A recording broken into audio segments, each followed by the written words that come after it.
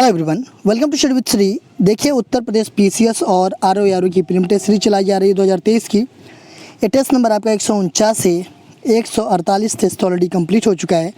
Play list बना रखी है, आप लोग जा करके देख सकते हैं। देखिए, अगर आप किसी भी स्टेट पीसीएस की प्रिपरेशन कर रहे हैं, जैसे कि BPSC, MPPSC, Jharkhand PCS, Chhattisgarh PCS, Uttarakhand PCS, Himachal Pradesh PCS या फिर आरएस, तो आप मेरे टेस्ट सीरीज को देखिए, आपको काफ़ी फ़ायदा मिलेगा।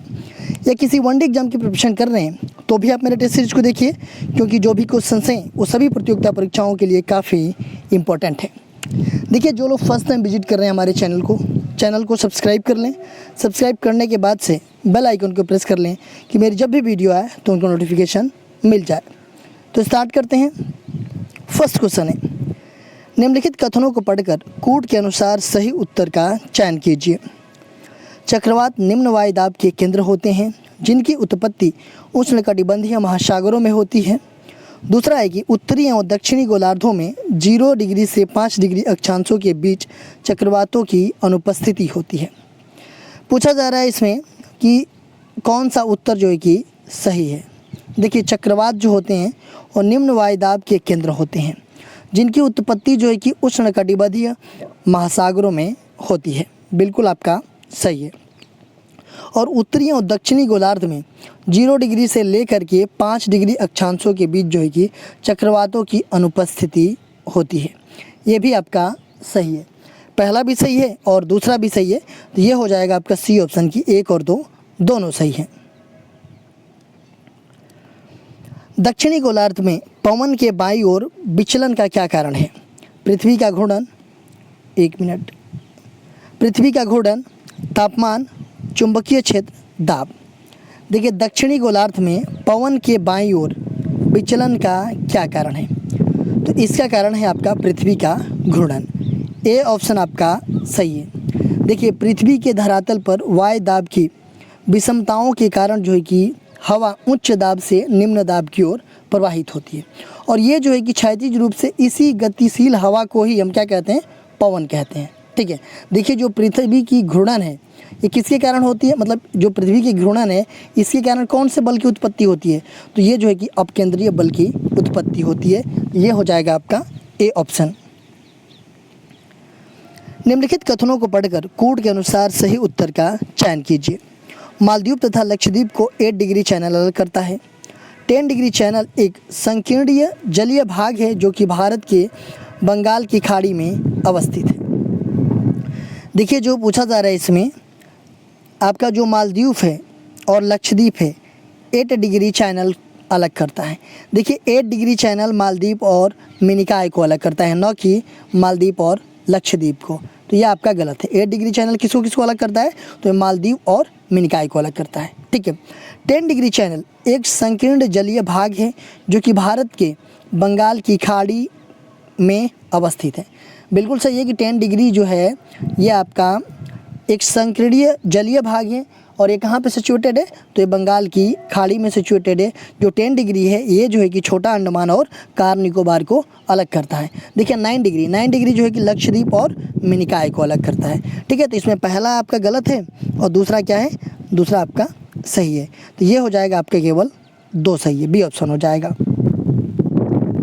सूची फर्स्ट को सूची सेकंड से सुमेलित कीजिए तथा सूचियों के नीचे दिए गए कूट का उपयोग करके सही उत्तर कर चयन कीजिए। देखिए, सूची फर्स्ट में कुछ पर्वतीय नगर का नाम दिया गया है और सूची सेकंड में राज्यों का नाम दिया गया है। देखिए, कुन्नूर ये पर्वतीय नगर कहाँ पे पड़ता है? किस स्टेट में पड़ता है? तो ये पड़ता है आपका तमिलनाडु में। मनाली ये कहाँ पड़ता है? तो ये आपका हिमाचल प्रदेश में पड़ता है। अल्मोड़ा ये आपका उत्तराखंड में पड़ता है, और पंचमढ़ी जो है कि आपका मध्य प्रदेश में पड़ता है। तो ये हो जाएगा आपका बिल्कुल सही सुमेलित है। तो ये हो जाएगा 1 2 3 4। तो ये होगा आपका ए ऑप्शन। लूनी नदी के संदर्भ में निम्नलिखित कथनों में से कौन सा कथन सही है? यह बहकर कच्छ की खाड़ी में जा गिरती है, यह बहकर खंभात की खाड़ी में जा गिरती है, यह पाकिस्तान में से बहते हुए सिंध की एक सहायक नदी में विलीन हो जाती है, और यह कच्छ के रनवे की दलदली भूमि में लुप्त हो जाती है। देखिए, पूछा जा रहा है लूनी नदी के बारे में। ठीक है। इसमें से कौन सा कथन सही है? ठीक है। तो अगर हम इसके बारे में बात करें तो जो लूनी नदी है ये कहाँ से निकलती है? तो ये लूनी नदी राजस्थान के अरावली श्रेणी के अजमेर के पास से ये निकलती है और यह कच्छ के रण की दलदली भूमि में जाकर के ये लुप्त हो जाती है। तो ये हो जाएगा आपका डी ऑप्शन। गलत युग की पहचान कीजिए। देवप्रयाग, मंदाकिनी एवं अलकनंदा नदी। रुद्रप्रयाग, मंदाकिनी एवं अलकनंदा नदी। कर्णप्रयाग, पिंडारी और अलकनंदा नदी। विष्णुप्रयाग, धौली गंगा एवं अलकनंदा नदी। देखिए देवप्रयाग में कौन कौन सी नदियाँ आकर के मिलती है? तो देवप्रयाग में भागीरथी और अलकनंदा नदी का संगम होता है, ठीक है, न कि मंदाकिनी एवं अलकनंदा नदी का। तो ये आपका पहला क्या है? गलत है। रुद्रप्रयाग में मंदाकिनी और अलकनंदा नदी आकर के मिलती है। कर्णप्रयाग में पिंडार एवं अलकनंदा नदी आकर के मिलती है और विष्णुप्रयाग में धौली गंगा एवं अलकनंदा नदी आकर के मिलती है। तो इसमें गलत पूछा जा रहा है, गलत कौन सा है? तो आपका ए ऑप्शन है, क्योंकि देवप्रयाग में मंदाकिनी और अलकनंदा नदी आकर के नहीं मिलती है। यहाँ पे भागीरथी और अलकनंदा नदी का संगम होता है। निम्नलिखित कथनों पर विचार कीजिए। भारत एवं चीन की सीमा को मैकमोहन रेखा कहते हैं।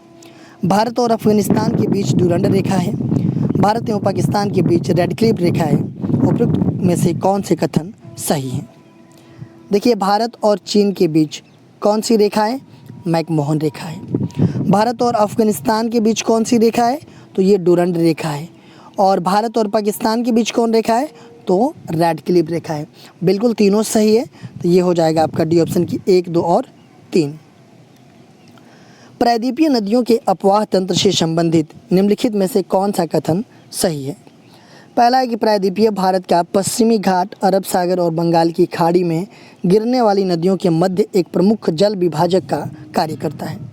दूसरा है कि प्रायद्वीपीय भारत की नर्मदा एवं तापी नदियाँ अपवाह स्वरूप बंगाल की खाड़ी में न गिर करके कहाँ पे गिरती हैं? अरब सागर में गिरती हैं। देखिए प्रायद्वीपीय नदियों के बारे में बात किया जा रहा है, प्रायद्वीपीय नदियों की अपवाह तंत्र के बारे में बात की जा रही है। तो प्रायद्वीपीय भारत का पश्चिमी घाट जो है कि अरब सागर और बंगाल की खाड़ी में गिरने वाली नदियों के मध्य एक प्रमुख जल विभाजक का कार्य करता है।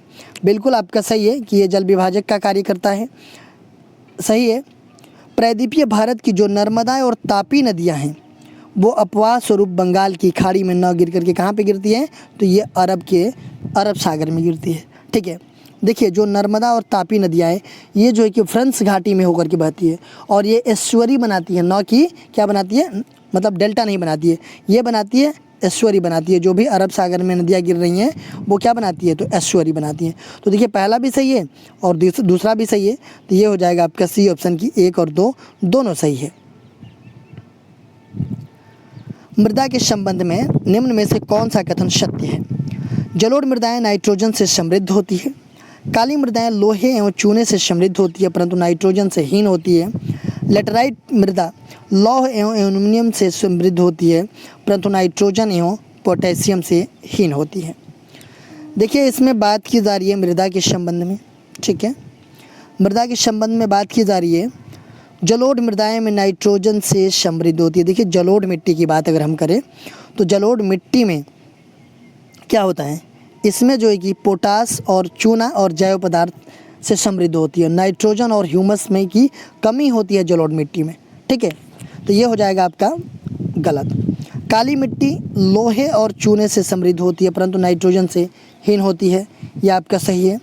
लेटेराइट मृदा लौह एवं एल्युमिनियम से समृद्ध होती है परंतु नाइट्रोजन एवं पोटेशियम से हीन होती है, ये भी आपका सही है, ठीक है। तो पहला इसमें क्या है? गलत है। दूसरा तीसरा आपका सही है। तो ये हो जाएगा आपका बी ऑप्शन। निम्नलिखित कथनों पर विचार कीजिए। भारतीय प्लेट और यूरेशियन प्लेट के टक्कर में के परिणाम स्वरूप हिमालय पर्वत का विकास हुआ। दूसरा है कि भारतीय प्लेट गोंडवाना प्लेट से अलग होने के बाद दक्षिण की ओर प्रवाहित हुआ।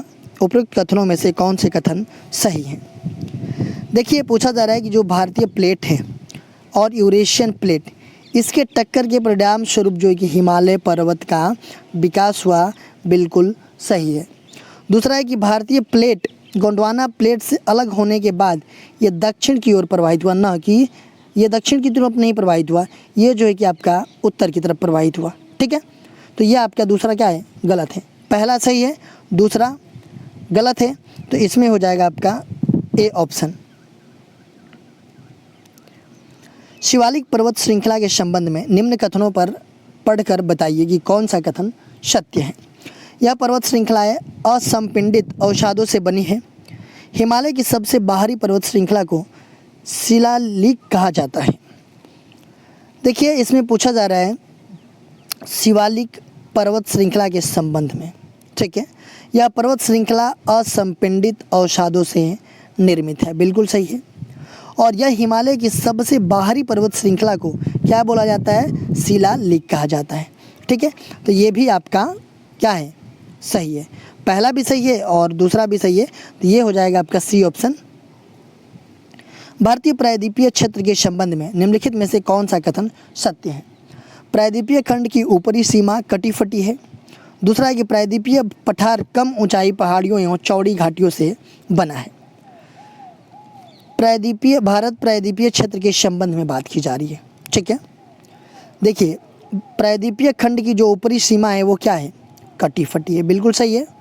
और प्रायद्वीपीय पठार कम ऊंची पहाड़ियों एवं चौड़ी घाटियों से बना है, तो ये भी आपका सही है। पहला भी सही है और दूसरा भी सही है, ये हो जाएगा आपका सी ऑप्शन। हिमालय पर्वत श्रृंखला की किन दो श्रेणियों के बीच सिंधु नदी अपवाहित होती है। धौलाधर और पीर पंजाल, लद्दाख और जस्कर, पीर पंजाल और जस्कर, पीर पंजाल और लद्दाख। हिमालय पर्वत श्रृंखला की किन दो श्रेणियों के बीच सिंधु नदी अपवाहित होती है, तो कौन सी है, तो वो है आपका लद्दाख एवं जस्कर श्रेणियों के बीच। बी ऑप्शन आपका सही है। देखिए सिंधु नदी की अगर हम बात करें तो ये एशिया की सबसे लंबी नदियों में से ये एक है और ये नदी का उद्गम कहाँ से है, तो तिब्बत के मानसरोवर के निकट से इसका उद्गम होता है सिंधु नदी का। निम्न कथनों को पढ़कर कोड के अनुसार सही उत्तर का चयन कीजिए। उत्तर प्रदेश जल प्रदूषण नियंत्रण के लिए अवशेष नियंत्रण बोर्ड की स्थापना वर्ष 1965 में की गई। उत्तर प्रदेश का दक्षिणी पश्चिमी भाग अपरदन से सर्वाधिक प्रभावित है। देखिए उत्तर प्रदेश जल प्रदूषण नियंत्रण के लिए जो अवशेष नियंत्रण बोर्ड की स्थापना है वो 1965 में नहीं की गई। कब की गई, तो ये किया गया आपका कब, 1955 में किया गया, 1955 में, ना कि 1965 में, तो ये आपका गलत है। दूसरा कि उत्तर प्रदेश का दक्षिणी पश्चिमी भाग अपरदन से सर्वाधिक क्या है, इफेक्टेड है, प्रभावित है, तो ये आपका दूसरा सही है। पहला गलत है और दूसरा सही है, तो ये हो जाएगा आपका बी ऑप्शन की केवल 2 सही है। देखिए क्वेश्चन पूछा गया था आप लोगों से पिछले वीडियो में कि गुप्त राजवंश में महाराजाधिराज की उपाधि धारण करने वाला प्रथम शासक कौन था। श्रीगुप्त, चंद्रगुप्त प्रथम, समुद्रगुप्त, चंद्रगुप्त द्वितीय। गुप्त राजवंश में महाराजाधिराज की उपाधि धारण करने वाला प्रथम शासक कौन था, तो कौन था, तो वो था चंद्रगुप्त प्रथम। ये हो जाएगा आपका बी ऑप्शन। आज का क्वेश्चन देख लेते हैं। किस पंचवर्षीय योजना में कृषि क्षेत्र ने ऋणात्मक वृद्धि प्रदर्शित की। 7वीं में, तीसरी में, 5वीं में, 9वीं में। किस पंचवर्षीय योजना में कृषि क्षेत्र ने ऋणात्मक वृद्धि प्रदर्शित की, या आप लोग कमेंट बॉक्स में बताइएगा इसका आंसर मैं नेक्स्ट वीडियो में आप लोगों को बताऊंगा। देखिए आप मेरे चैनल को सब्सक्राइब कर लीजिए। सब्सक्राइब करने के बाद से बेल आइकन को प्रेस कर लीजिए कि मेरी जब भी वीडियो आए तो आपको नोटिफिकेशन मिल जाए।